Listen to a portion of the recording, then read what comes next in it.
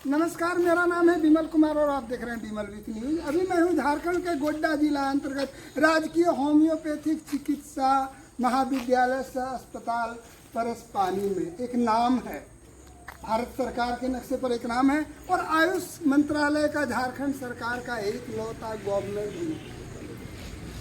ये कॉलेज लगातार अपने संक्रमणकालीन दौर से गुजरता हुआ कई प्राचार्य बदले गए और आज यहाँ पर डॉक्टर अशोक पासवान, जो कि आयुष मंत्रालय झारखंड सरकार से डिप्टी डायरेक्टर के पद से यहाँ पर आए हैं और बड़ी उम्मीद है, एक अरमान है इस कॉलेज को, इस क्षेत्र को। और देखिए हमारे साथ हैं पूर्व प्राचार्य डॉक्टर मनोज कुमार साहब और हमारे सारे प्रोफेसरगण। और एक उम्मीद के साथ मैं भी अपने चैनल में श्रीमान का स्वागत करता हूँ। आप आए हैं सर, एक खुशियों की बाहर लाए हैं और हम आपका अपने चैनल में स्वागत करते हैं। आपसे बड़ी उम्मीद है, आस है कि ये कॉलेज पुनः पुनर्जीवित होगा और एनसीएच ने जो इसकी मान्यता रद्द कर दी है वो बहाल होगी। चाहे हम लोग को जितना भी संघर्ष करना है, कहता है जीना है तो मरना सीखो और कदम कदम पर लड़ना सीखो। अगर हम स्ट्रगल ना करेंगे तो हमारा कॉलेज सही से नहीं चलेगा। चाहे हम लोग को जितना भी अपने चैनल के माध्यम से स्ट्रगल करना हो हम लोग करेंगे। मैं इस क्षेत्र के दैनिक जागरण के ब्यूरो चीफ को भी बहुत बहुत बधाई देता हूँ। विधु विनोद जी ने लगातार प्रकाशित किया और जिस सरकार के कान में ये सुनाई नहीं पड़ती थी वहाँ तक पहुँचाने का प्रयास किया। मैं श्रीमान का यहाँ स्वागत करता हूँ, सारे डॉक्टर्स का स्वागत करता हूँ और डॉक्टर मनोज कुमार साह को भी बहुत बहुत धन्यवाद देता हूँ, जितने बहुत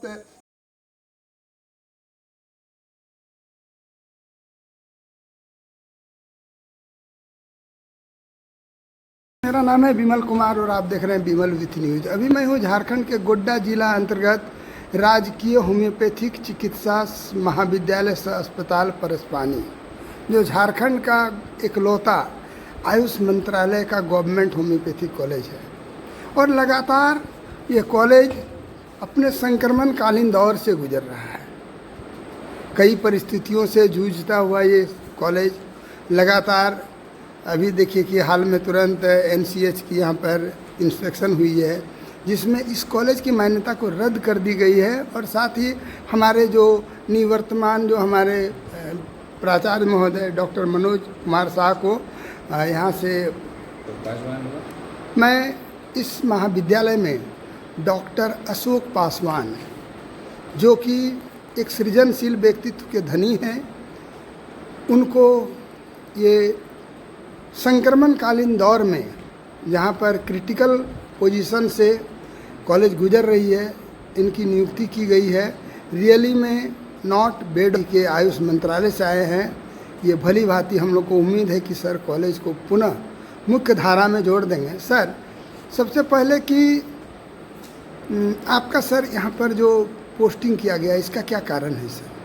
पोस्टिंग करने का एकमात्र कारण है कि ये काम अच्छे से कर सकते हैं। कॉलेज में जाएंगे तो कुछ सुधारात्मक प्रवृत्ति आएगी, क्योंकि मैं उप निदेशक के पद पर मुख्यालय में था पदस्थापित। उस पद से रहते हुए, उस पद से हटाते हुए मुझे परिचारिका पद दिया गया ताकि यहाँ की कुछ स्थिति है वो सुधर जाए। मैं अपने अथक प्रयास से वहाँ भी वैकेंसी वगैरह निकलवाया हूँ जब तक मैं था, और सरकार का भी इसमें अभी बहुत ज़्यादा ध्यान रहा है। मैं सबका धन्यवाद करूंगा, अपर मुख्य सचिव का, हमारे निदेशक महोदय का, अपर सचिव का, जिन्होंने उनके सहयोग से वैकेंसी निकला है। और दिनांक 14/8 तक उनका लास्ट डेट है।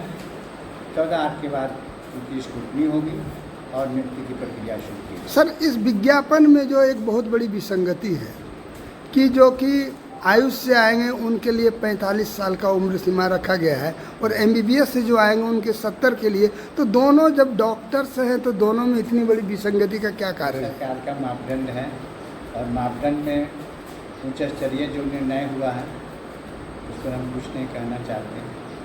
उच्च स्तरीय निर्णय है, उसका हम लोग स्वागत करते हैं। कम से कम कुछ 45 तक भी आ जाएंगे तो इसमें बहुत सारा प्रोग्रेस मिलेगा। सर, सबसे बड़ी बात है सर कि समान काम के लिए समान वेतन। ठीक है, लेकिन कुछ कंट्राडिक्शन है जिसके वजह से ये नहीं लागू हुआ है, और भविष्य में प्रयास किया जाएगा, अनुरोध किया जाएगा कि उन्हें भी अधिकार दिया जाए, समान अधिकार दिया जाए। सर एक चीज़ बताया जाए सर, कॉलेज से हमेशा अपनी समस्याओं को सरकार तक, आयुष मंत्रालय तक पहुंचाने का प्रयास किया गया, लेकिन आयुष मंत्रालय और झारखंड सरकार ने इसकी अनदेखी की, और जिसके परिणाम स्वरूप आज एनसीएच ने इसकी मान्यता रद्द कर दी है, जिससे हम लोगों की प्रतिष्ठा पर बहुत बड़ा आघात हुआ है। तत्काल मान्यता समाप्त की गई है, लेकिन उम्मीद है कि कुछ ही दिनों में ये बहाल हो जाएगी। मैं आशा और विश्वास के साथ कहता हूँ कि ये परिस्थिति वैसी नहीं रहेगी, नामांकन की प्रक्रिया पुनः शुरू होगी। सर हमारा इस सुदूर देहात में बना हुआ ये राजकीय होम्योपैथिक महाविद्यालय सह अस्पताल, जो कि एक भारत, लेकिन इसको यदि समाप्त कर दिया जाए तो फिर हम लोगों के अस्तित्व पर बहुत बड़ा चोट पहुँचता है। समाप्त नहीं की जाएगी, ऐसा सरकार स्तर पर भी कोई निर्णय नहीं है कि समाप्त किया जाएगा, और इन्हें चालू रखा जाएगा। इसके लिए जो भी प्रक्रियाएं अपनानी है सरकार ने उस पर अमल किए हैं और अपनाने जाएंगे। सर एक चीज़ बताइए कि आने वाले सत्र में 25-26 में आपके यहाँ नामांकन के लिए क्या हो रहा है? नामांकन के लिए वहाँ से मान्यता मिलने के बाद ही इसके बारे में कुछ कहा जा सकता है। मान्यता जब मिल जाएगा तो नीट में जो क्वालिफाई करेंगे कैंडिडेट, उनका नामांकन होगा। तो सर जब लोगों को लग रहा है कि अब यहाँ पर एडमिशन नहीं होगी, ऐसा नहीं है, मेरे को तो विश्वास है कि ऐसा नहीं होगा, एडमिशन की प्रक्रिया शुरू की जाएगी। सर और फिर ऐसा है कि इस महाविद्यालय में मैं लगातार देखता हूँ कि जो बच्चे यहाँ पर मेडिकल की शिक्षा प्राप्त कर रहे हैं, उसके प्रैक्टिकल के लिए जो सामान होना चाहिए, जैसे डेड बॉडी वगैरह जो होता है जिससे लेकर उसको करते हैं, अध्ययन करते हैं, उसकी भी समस्या रही, और बहुत सारे जो आपके यहाँ जो टेक्निकल चीज़ है उसकी समस्या है। आज ही ज्वाइन किया हूँ, मैं सब समस्याओं से अवगत होने के उपरांत जो भी मेरे द्वारा किया जाना है उसे की जाएगी। सरकार के स्तर पर होनी है, मैं उनसे भी अनुरोध करूँगा कि ये कमियाँ हैं उसको पूरा करने का। इस कॉलेज के लिए क्या किया गया है? DMFT के बारे में पूर्व प्रचार द्वारा सूची दी गई है, लेकिन उसमें कितना अमल हुआ है पूर्व प्रचार भी बता सकेंगे। सर लगातार एक मामला इस कॉलेज में उठ रही है कि जो सामान का क्रय होना था, शायद वो क्रय कॉलेज के बिना अनुशंसा से ही जो जिला के द्वारा किया गया, और जो कॉलेज को अभी तक स्वीकार नहीं हुआ है। इस संबंध में क्या बोलना चाहेंगे? अभी मुझे जानकारी मिली है और जिला आयुष पदाधिकारी गोड्डा द्वारा पत्र निर्गत है दिनांक 1/8 को। उसको मैं देखूँगा कौन सा सामान प्राप्त हुआ है, कौन सा सामान नहीं प्राप्त हुआ है, उसकी पूर्ण जानकारी लेकर विधि जानकारी दी जाएगी। सर इतनी तेज़ी से एनसीएच के द्वारा इसकी मान्यता रद्द कर देना कहाँ तक यथोचित लगता है? अब एनसीएच को लगा होगा कि कमियां हैं जो पूरी नहीं हुई हैं, तो उनका अपना जुरिडिक्शन है, लेकिन जब उनकी कमी दर्शाया गया तो सरकार स्तर पर हम लोग अपने स्तर से सरकार से अनुरोध किया है और उसकी कमी पूरी कर दी जानी चाहिए। उम्मीद है कि हो जाएगी। सर सरकार को इतनी बार अनुरोध सरकार से किया जा रहा था, और यदि सरकार समय रहते कर देती तो फिर ये जो एक लगता है जैसे डार्क डे, ब्लैक डे के तरह कि लोगों को लगा कि पूरी तरह चर्चा में रहा, दिन भर चर्चा में रहा कि परस्पानी होम्योपैथिक कॉलेज की मान्यता, लेकिन इस पर लगातार प्रयास किया जा रहा है कि वैसी स्थिति ना आए और समाधान निकले। सर आज आप पहली बार परस्पानी आए या इसके पहले भी आए हैं? न, इसके पहले भी मैं आया हूँ जांच कमेटी में मैं 3-4 बार आया, और इसलिए जानकारी मुझे थी कि परस्पानी कॉलेज कहाँ पे है, और मैं इसी सिस्टम से बिलोंग कर रहा हूँ। 95 बिहार पब्लिक कम्युनिकेशन से हम आया हूँ, और तब से आज तक मैं विभिन्न पदों पर सेवा दे रहा हूँ। सर एक चीज़ बताया, जब आप सावेजड़ा मोड़ से इधर आपकी गाड़ी प्रवेश की और सड़क जितना बदहाल स्थिति में है कि हम लोग को मोटरसाइकिल भी चलाने में दिक्कत होती है, तो इस पर आप क्या बोलना चाहेंगे? इस पर मैं स्थानीय स्तर से उपायुक्त महोदय से अनुरोध करूँगा, स्थानीय विधायक से अनुरोध करूँगा कि हमारी कॉलेज से रिलेटेड जो समस्या है उसको पूरी।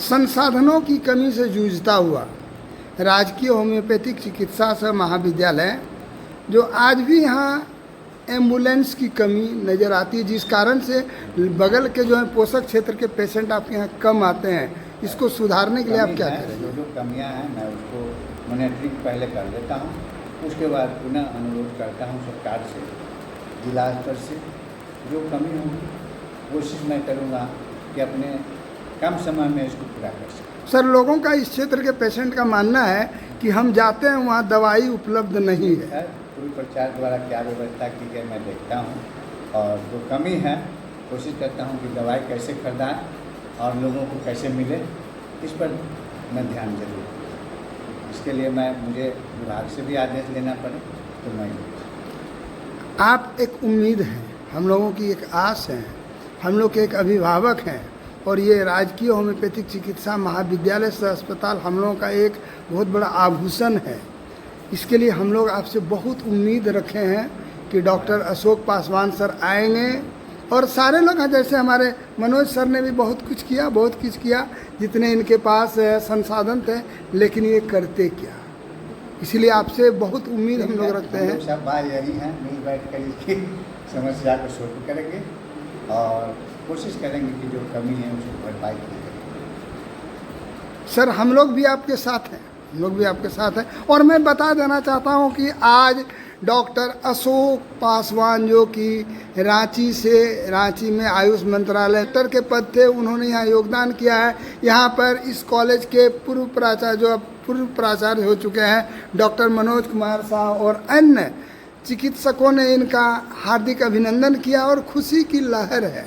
सर, अंत में एक चीज़ बताया जाए, आपको प्रभार मिला है या पूर्ण रूपेण यहाँ प्राचार्य हैं? नहीं, अभी जब तक जितने भी लोग हैं अभी तक प्रभारी ही प्राचार्य रहे हैं, इसलिए मुझे भी प्रभारी प्राचार्य। सर, इस तरह लगातार जब कई प्राचार्य यहाँ पर प्रभारी से मुक्त होते जाते हैं तो लगता है कि लोग, तो सरकार क्या सोच रही है इस संबंध में? सरकार व्यवस्था करेगी परमानेंट का, और उनसे अनुरोध किया जाएगा कि परमानेंट ही इसको भर दिया जाए। आपके यहाँ जो रेस्ट जो डॉक्टर्स हैं कब तक आ रहे हैं? रेस्ट डॉक्टर वैकेंसी का लास्ट डेट 14/8 है, उसके बाद इसे प्रक्रियाधीन है। उम्मीद है कि 2 महीना के अंदर हो जाना चाहिए।